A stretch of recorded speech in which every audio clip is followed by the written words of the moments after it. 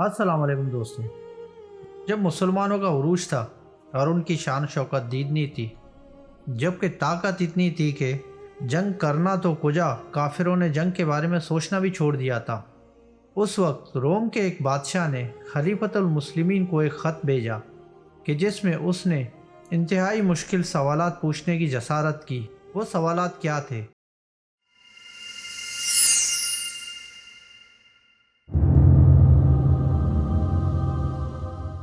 حضرت ابن عباس رضی اللہ تعالیٰ عنہ سے روایت ہے کہ روم کے بادشاہ نے مسلمانوں کے خلیفہ کو ایک خط لکھا۔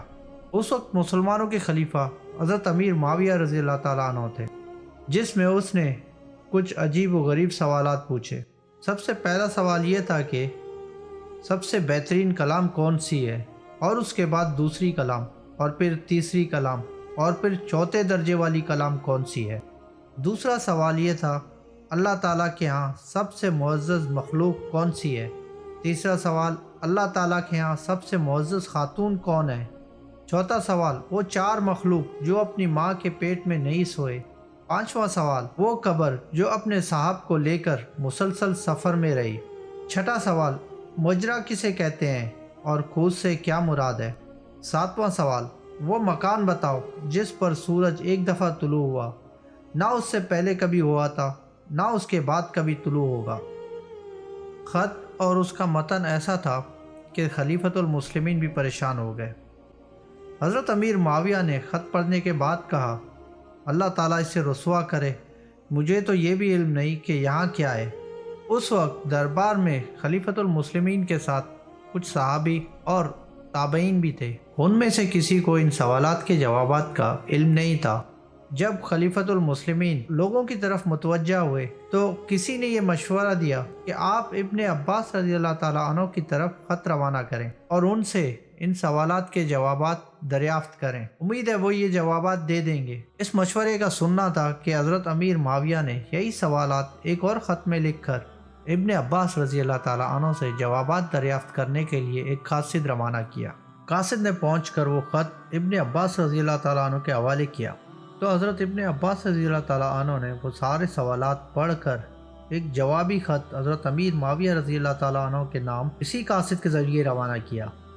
حضرت ابن عباس رضی اللہ تعالیٰ عنہ سے خط لے کر روانہ ہونے والا قاصد جب دمشق پہنچا تو وہ خط اس نے حضرت امیر معاویہ رضی اللہ تعالیٰ عنہ کو سنایا۔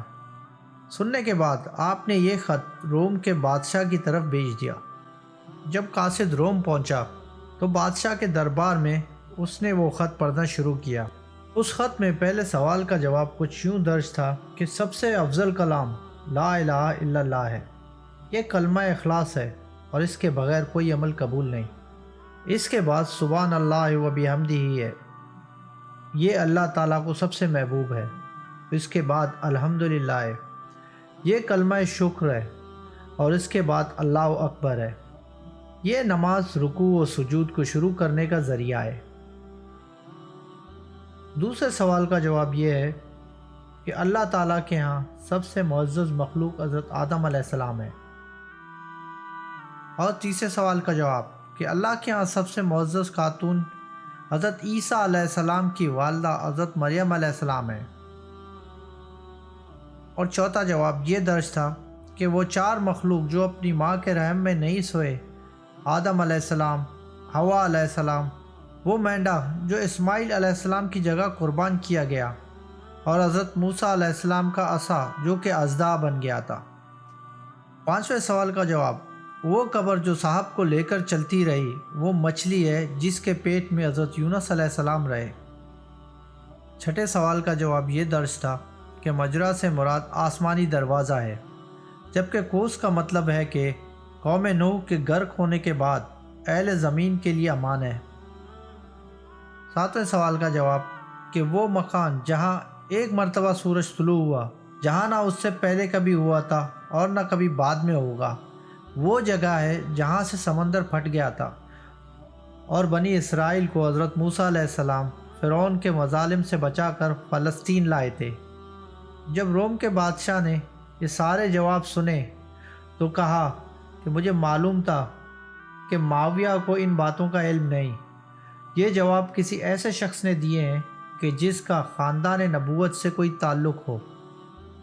تو دوستوں، یہ تھے وہ جواب جو حضرت ابن عباس رضی اللہ تعالیٰ عنہ نے لکھ کر حضرت امیر معاویہ رضی اللہ تعالیٰ عنہ کی طرف بھیجے، اور انہوں نے وہ خط روم کے بادشاہ کی طرف بھیجا۔ مزید ایسی ویڈیوز کے لیے ہمارے چینل کو سبسکرائب کریں، ویڈیوز کو لائک اور شیئر کریں۔